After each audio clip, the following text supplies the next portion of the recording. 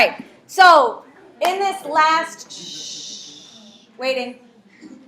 gentlemen and ladies, in this last lesson of this chapter on transformations, before we get into the last kind of transformation, let's talk about the transformations that we have been dealing with so far. So far, we have talked about translations, where you take something and slide it.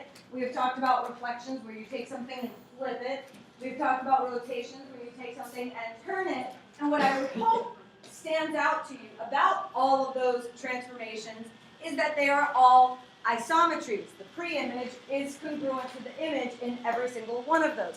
Which brings us now to the separation point between then and now. In today's lesson, we're talking about dilations, in which the pre-image is not congruent to the image. It is, however, similar.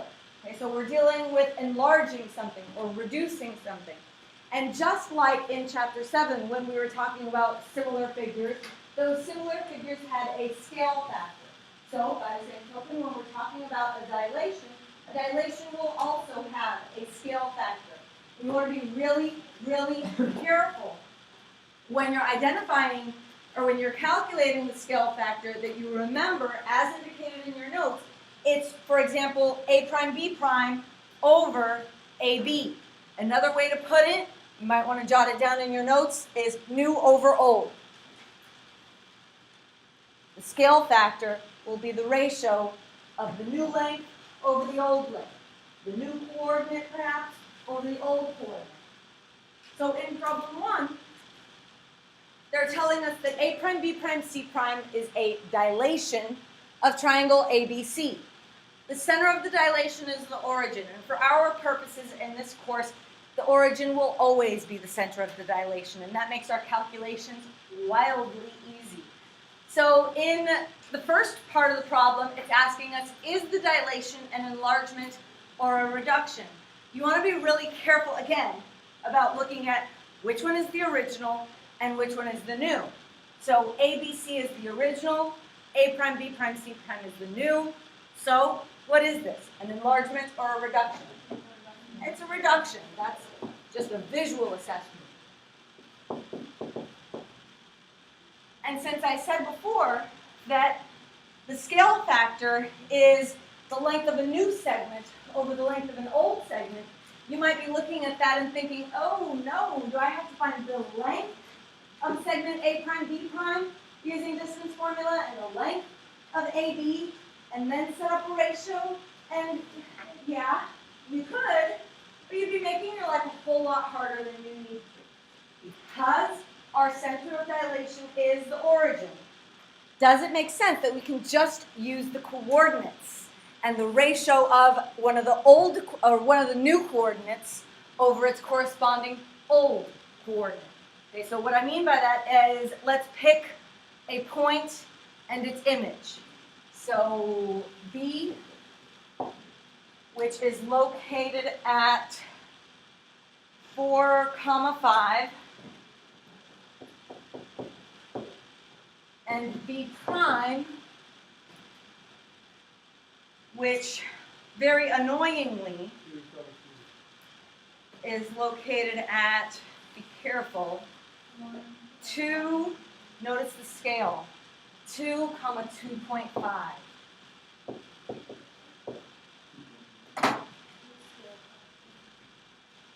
Notice the scale of the coordinate plane. Each box is representing 2. Okay, so since I told you that scale factor is calculated by taking new over old, looking at these coordinates, what do you think is our scale factor? New over old. I heard it. Say it again, Isa. It's 1/2. If I just look at those x-coordinates, new is 2, old is 4, reduces to 1/2. There it is. Yes, ma'am. Okay. Because 0, 0 is our center of dilation, what that tells us is that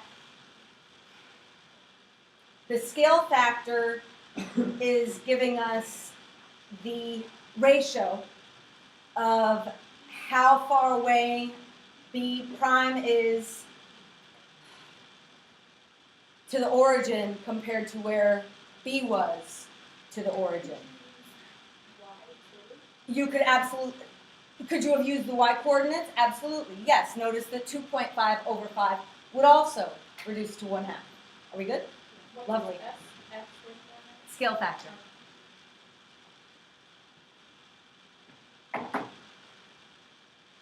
And I believe those are your turn just like it. Take a moment, work through that, please.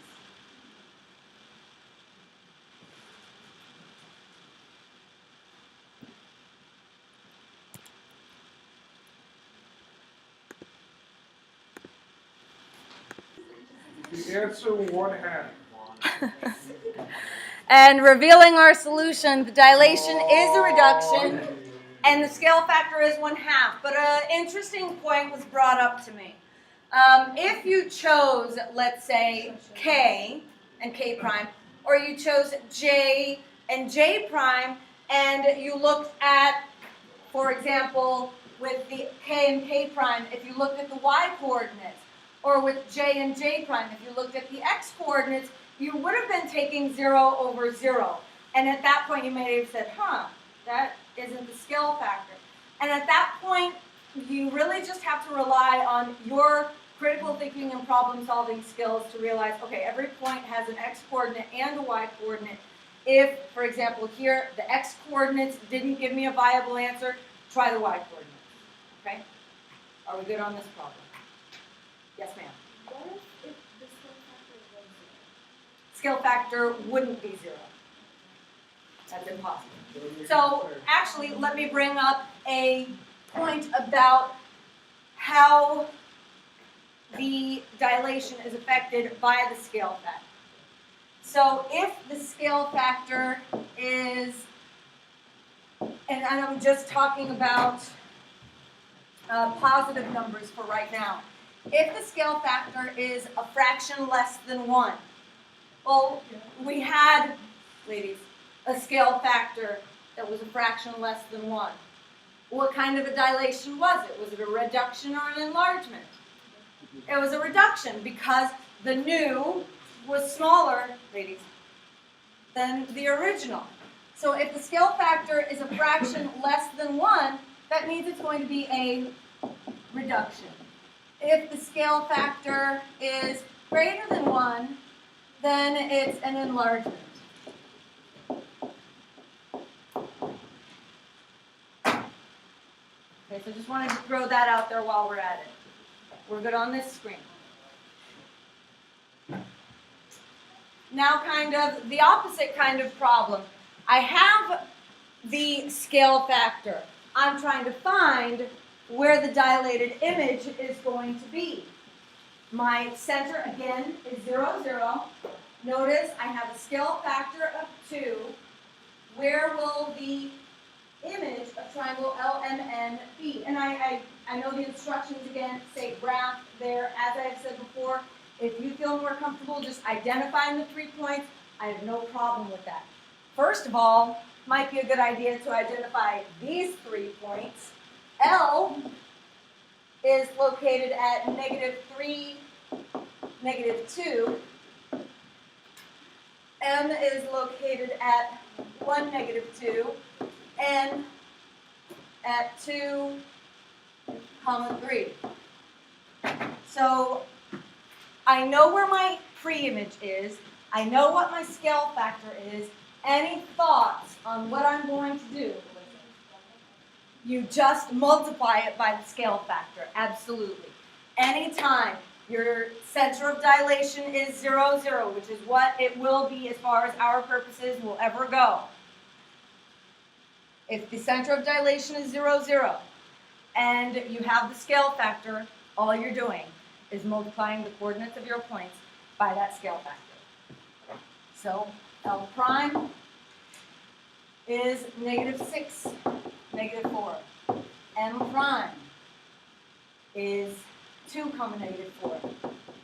And N prime is 4, 6.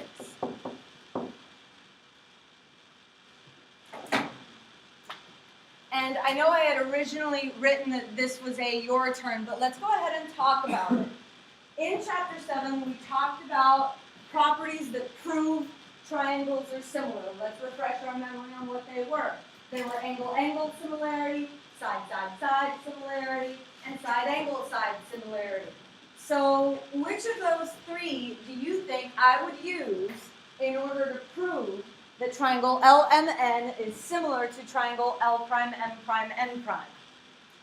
Which one do you think I would be using? Angle-angle, side-side-side, or side-angle-side? Think about what we just did. Did we do anything to their angle? No. It's side-side-side, ladies. It's side-side-side. What we did is we doubled, as Alyssa mentioned, we doubled all of the sides. So that means that all of the sides are therefore proportional. What we've used here is the side-side-side similarity.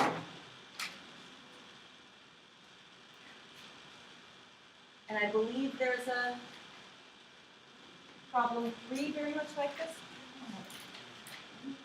No, problem 3 is totally different.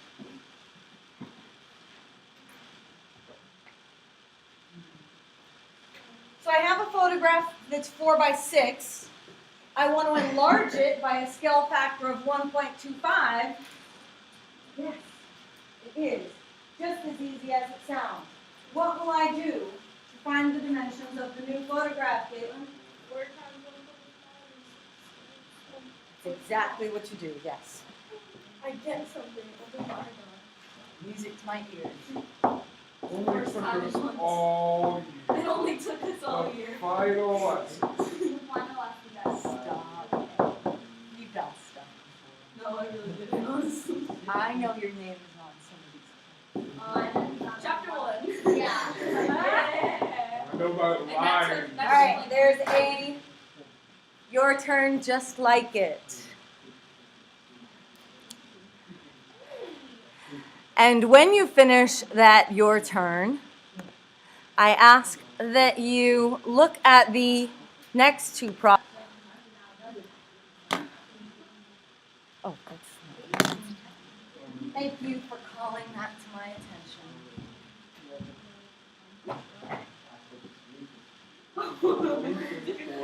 Did I do this one right?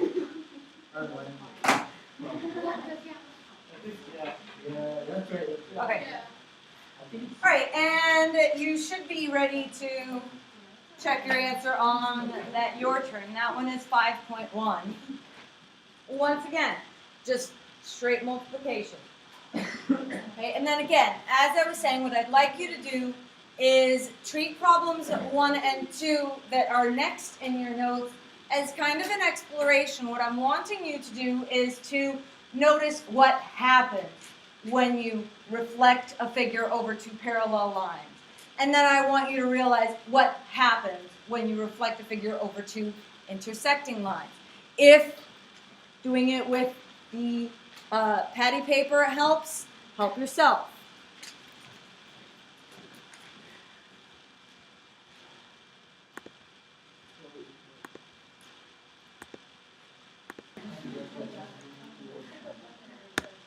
All right, since it does not sound like...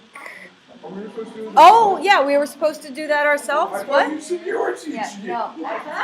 I asked you to do it kind of exploratory. I But, thought that like you were going to right. explain it. We were supposed to just like gauge wildly on all right. So let me, I did it with the patty paper and the Elmo thing this morning, but since the screen record program won't record the Elmo, I want to try to do it with the smartboard. So here we go. If I take this figure and reflect it over line L,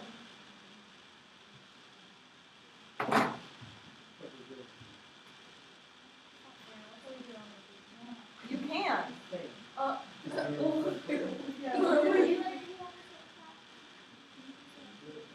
Oh wait, that's not what I meant to do. and this is the statement that I made in first period, is part of growing up is that you have forgotten magic, ladies and gentlemen. At some point in elementary school, I am sure they made you trace it. you traced something on your paper very darkly, and then you folded it, which is what a reflection is, and then you traced it again, and then when you opened up the paper, it was magically right there all over again, reflected over.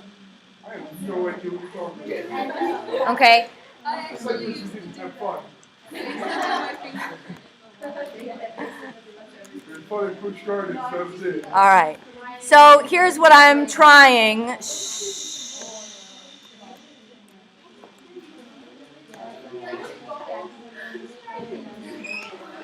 Here's what I'm trying to show you. If I take this and I reflect it over the line, it's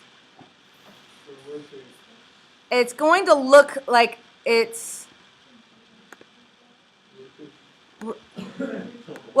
going to tilt over a little bit. Okay, because, fantastic question. Because notice, eyes up, notice that this tip of the lightning bolt is closer to the line of reflection than this tail end of the lightning bolt back here. Okay, so actually it'll be kind of closer to that. A little better? Okay, it's not perfect, but I'm hoping that you kind of get the idea of what this lightning bolt would look like after I reflect it over this line. Okay, now if I take this lightning bolt and I reflect it one more time, okay, so that means I have to paste it again. It's going to, now I'm taking this and reflecting it over this line. It's going to look kind of like where I have it. Yes?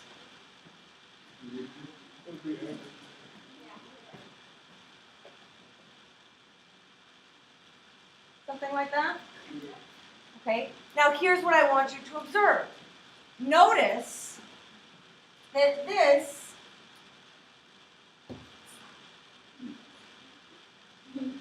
looks like it just kind of slid over here. And granted, my reflections weren't true reflections. I kind of faked it along the way. But the point that I'm trying to get across to you, gentlemen and ladies, is that when you take a figure and you reflect it, and then you reflect it again, such that you've reflected it over two parallel lines, what you've done is created a translation whose distance is twice the distance between the two parallel lines. Let me come to that let me come to where it is in your notes. A composition of two reflections over parallel lines is a translation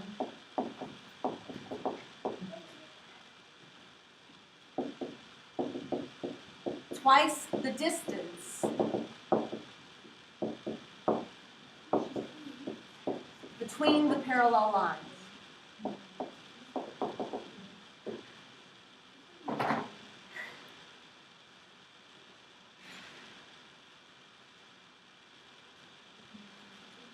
Boy, what if they're perpendicular, Miss Clouse? You mean what if they're intersecting? That's what I meant. You know I'll come back to it. There were other blanks there. Quit your whining.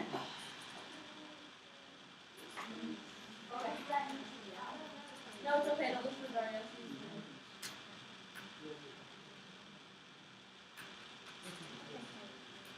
All right. So if I take this F and I copy and paste it, and I flip it, gentlemen and ladies. What the heck? Let's stay focused. Wait, I haven't done anything with it yet. What is that? Waiting. Okay, I'm taking this F and I'm reflecting it first over the line L. So let me take all of this. Okay, I'm taking this and reflecting it over the line L. So that means it's going to be,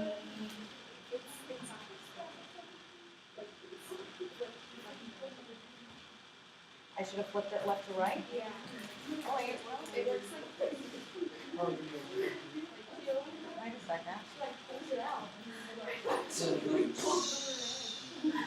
Ladies.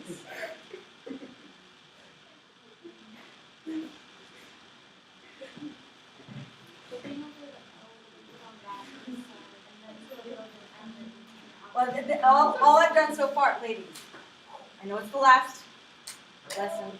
We're excited about that. And then I'm going to take it and reflect it over the line M. So I'm taking this and flipping this. Oh, that's not what I meant to do. Sorry. Now I need to copy and paste it and flip this up down because I'm flipping it here. So in the end, what? Yeah, I got the same thing. You got the same thing I did? Yeah, like that. It doesn't matter though, because if you do L, it ends up like on the other side of that. Let me see. Ladies.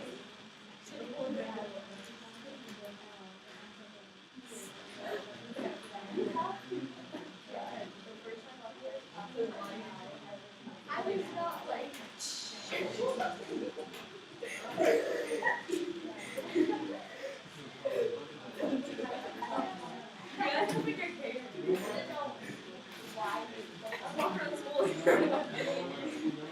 Okay. Sorry.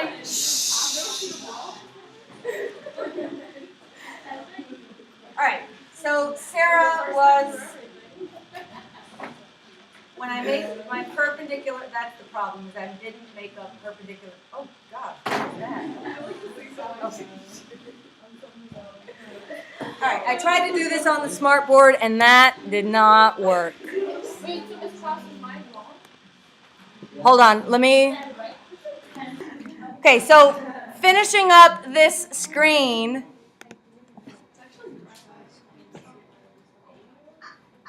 Composition of two reflections over intersecting lines is a rotation.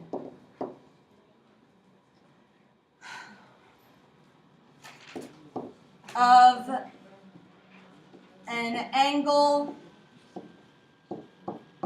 measuring twice the angle between the lines. And we'll do our daily quiz tomorrow because I do want to get through problem 3 because it is fun, darn it. Oh. No, it's never fun when this is positive. No, really. So, think now the last terminology for the year, glide reflection.